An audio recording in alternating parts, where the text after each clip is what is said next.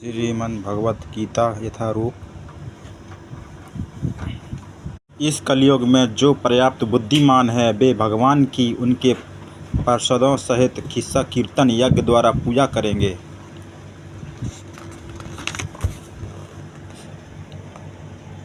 धृतराष्ट्र ने कहा, हे संजय, धर्म भूमि कर कुरुक्षेत्र में युद्ध की इच्छा से एकत्र हुए मेरे तथा पांडु के पुत्र ने क्या किया।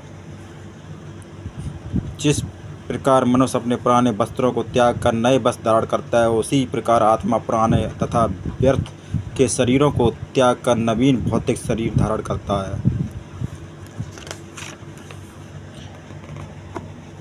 प्रत्येक व्यक्ति इस भौतिक शरीर रूपी रथ पर आरूढ़ है और बुद्धि इसका सारथी है। मन लगाम है तथा इंद्रियां घोड़े है। इस प्रकार मन तथा इंद्रियों की संगति से यह आत्मा सुख या दुख का भोक्ता है। संसार के सारे भौतिक कार्यकलाप प्रकृति के 3 गुणों के अधीन संपन्न होते हैं। यदि प्रकृति के 3 गुण परमेश्वर गुण से अद्भुत हैं, फिर भी भगवान कृष्ण उनके अधीन नहीं होते। कम बुद्धि वाले व्यक्ति देवताओं से अनुग्रह पाने की आशा करते हैं और ऐसी वस्तुएं प्राप्त करते हैं जो अस्थायी होती हैं और मृत्यु के समय समाप्त हो जाती हैं। वास्तव में ये सारे लाभ भगवान द्वारा ही प्रदान किए जाते हैं। योग में सिद्ध योगी और अपने शरीर को त्यागने के स्थान तथा समय की व्यवस्था कर सकते हैं और अन्य मनुष्यों का इस पर कोई बस नहीं होता है। मैं समस्त आध्यात्मिक तथा भौतिक जगतों का कारण हूँ। प्रत्येक वस्तु मुझ में ही उद्रत है। जो बुद्धिमान यह भली भांति जानते हैं कि मेरी प्रेमा भक्ति में लगते हैं तथा हृदय से पूरी तरह मेरी पूजा में तत्पर रहते हैं।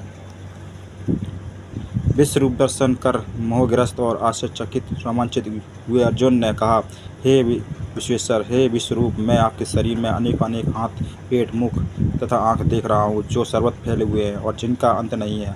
आप में ना अंत दिखता है और ना मध्य और ना ही आदि।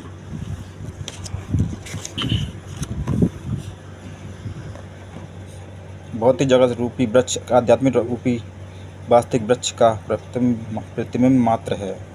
इस भौतिक जगत रूपी वृक्ष में आसक्त रहने वाले मनुष्य की मुक्ति की कोई संभावना नहीं होती है, लेकिन जो मनुष्य आध्यात्मिक जगत रूपी वृक्ष को समझ लेता है वह आत्मोन्नति कर सकता है। मृत्यु के समय जीव द्वारा विकसित की गई चेतना उसे दूसरे शरीर में ले जाती है।